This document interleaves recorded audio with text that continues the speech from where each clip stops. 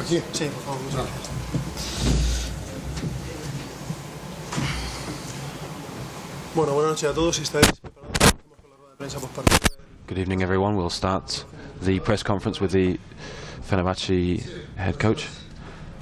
En primer lugar, quiero felicitar a Real Madrid. I'd like to congratulate Real Madrid for a fantastic game, Un momento bastante complicado. especially given the difficult circumstances they find themselves in. Cuando se ve lo que hemos hecho, está claro que hemos jugado. When you see the way that they've played tonight, you see two completely different teams, especially different from the first half. They were very strong in attack. They were very good at keeping hold of the ball, Intentamos cambiar un poco y mover banquillo. especially in moments when we tried to change the game in our favour a little bit. En final del segundo cuarto, otra vez cogimos Especially when you look at the end of the second quarter. el vestuario, ¿no? De que Madrid va. I think we played well, but we spoke in the dressing room afterwards just there about how well Madrid played. Y lo más difícil Especially when you look at the amount of balls they were able to keep hold of, balls they lost. They were very good in one-on-one situations. enhorabuena a jugadores de Madrid. So we have to say congratulations to the Real Madrid players. Una victoria importante para nosotros. It's been an important victory for us, for them. 16. We now know that we're in the top 16. Una posición cómoda. Hopefully we can go into that in a comfortable position. Any questions for the coach, please?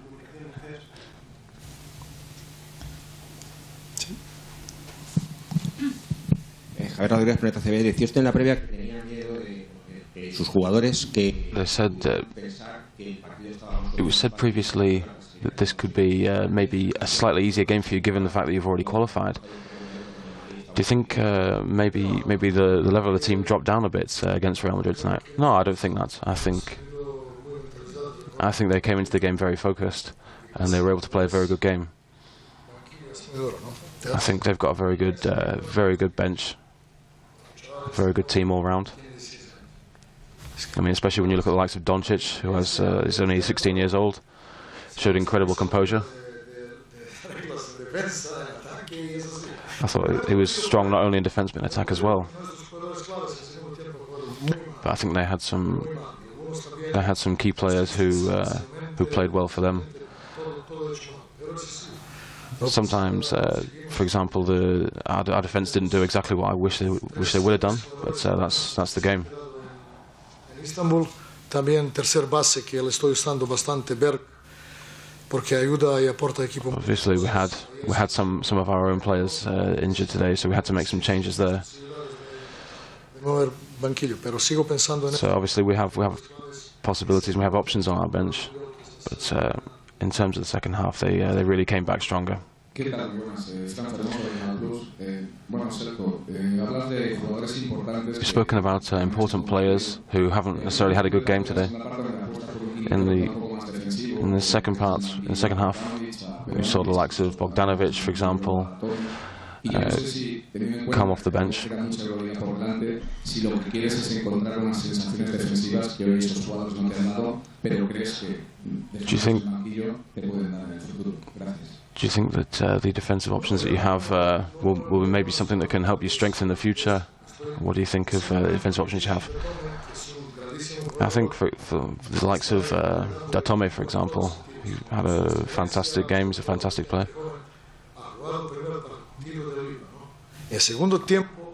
In the second half, el lateral, ¿sabes? Cuando tiene balón. when you look at when we have the ball, for example, and we don't make the most of the opportunities. A player like Datome can take the rebound and turn the game around quickly. ¿Sabes? Mueves y haces cambios. So I think sometimes if you make changes throughout the game, it can often strengthen the team. If you're asking me about specific players, when you look at the statistics from the game today, it's been a very similar game to what we played in Istanbul the other week. We had a lot of three-point shots thrown. There was 8 of the 27 free throws we had tonight were missed. But I think this all comes down to experience. It comes down to the environment we're playing in, the atmosphere of the arena tonight. But I don't see any major problems. Any more questions, please?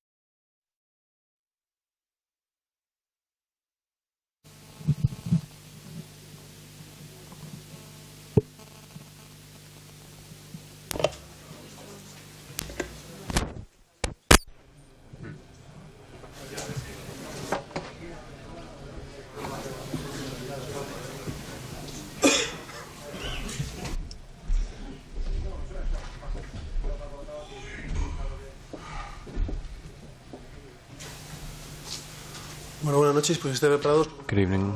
We'll start the press conference with Pablo Lasso. Good evening, everyone. Firstly, I'd like to congratulate the boys for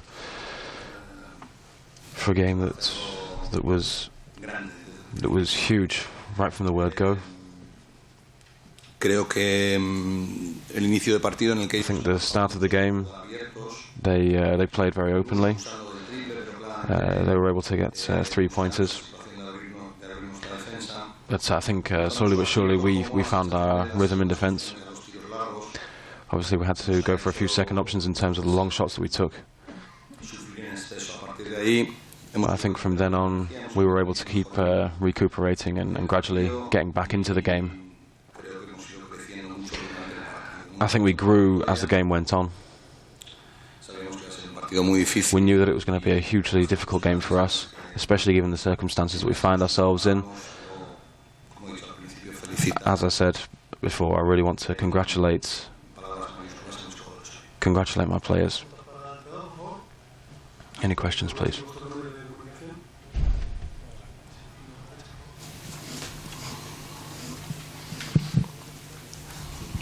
Good evening.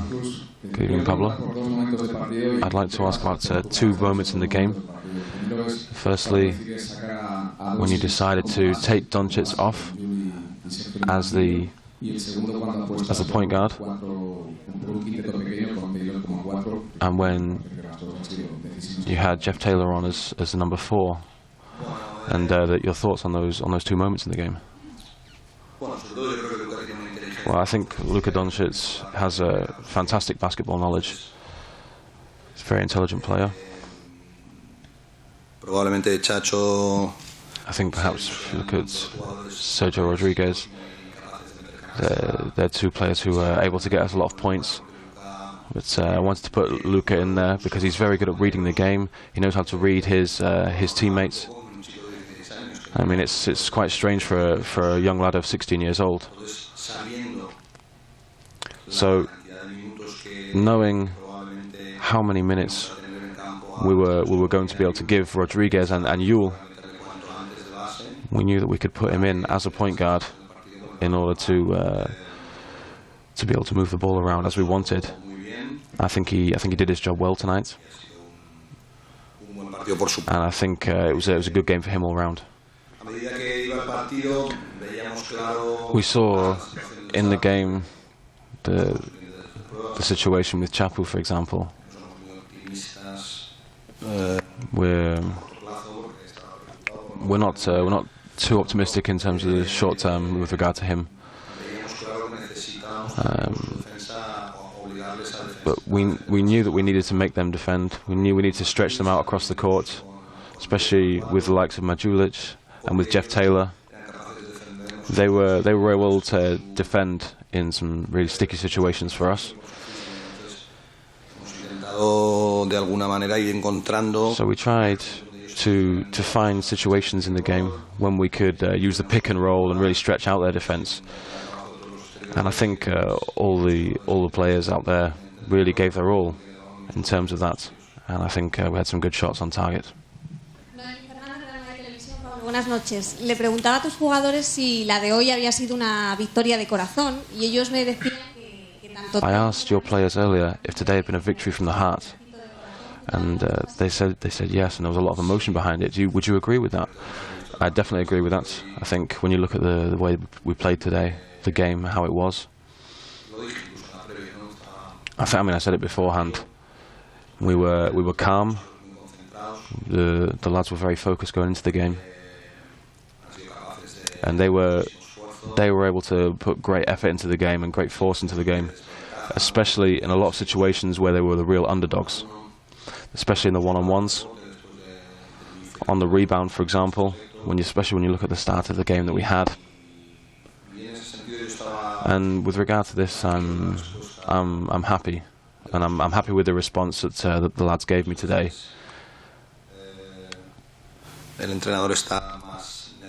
A lot of the times, the coach is more nervous than the players. But I think we've all been calm today when we needed to be, even in the moments when when they were really putting us under the cosh in terms of their attack. From then on, I think with the mixture of head and heart, this game's been hugely important for us. I'd like to ask what you thought of Sergio Llull's game. I mean, he ended up with 17 points in the end. How do you view his performance today? Sergio's a player who can bring a lot to the game. Physically, he's maybe not at his absolute best at the moment, but we don't want to overload him, especially given his niggling injury with his knee. He's perhaps not at his best at the moment. I mean, he took a blow last week. He wasn't able to train this week. So, you know, we're looking at him, and we were fairly certain we wouldn't be able to put him on for too long in this game.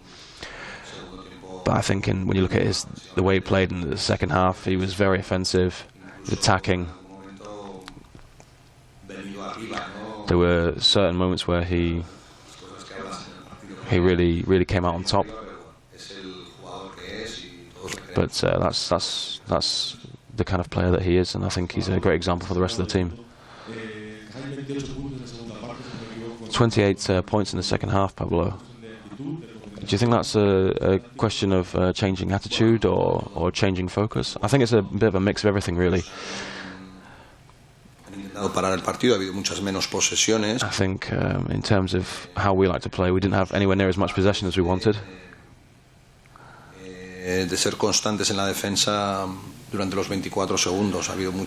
We were able to maintain our concentration in defence over the course of each 24 seconds.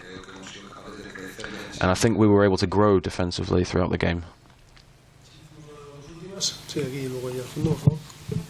Pablo Javier de Esperanza CB, ¿crees que hoy puede haber sido un punto de... Do you think this could be a real moment of change for your team, especially when you look at the 3 losses that you've had in the EuroLeague so far? Do you think this could be a real turning point for you? I'm not sure, to be honest. The team has spent some time playing better than we have done in games. Been with them for some time now. And I think when you look back to October, we brought new players in. We had players coming in who were injured, especially after the summer. So regardless of the results, we've had a lot to deal with. But I'm happy with the effort that they're putting in and what they're giving to the club.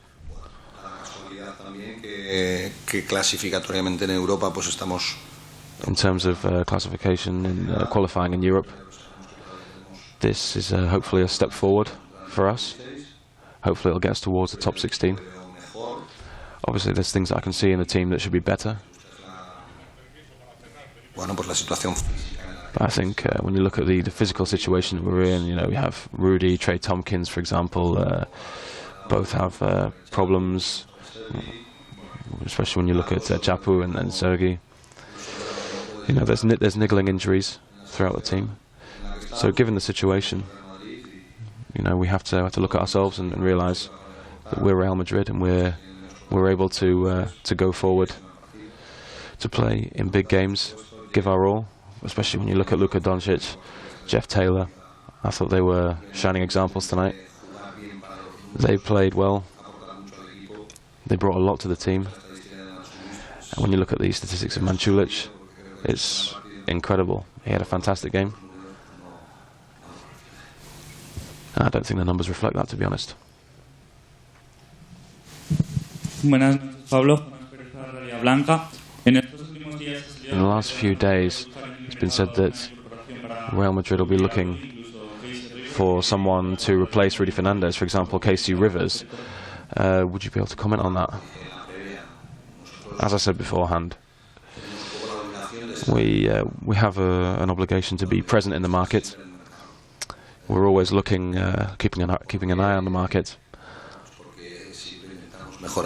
We always want to improve the team.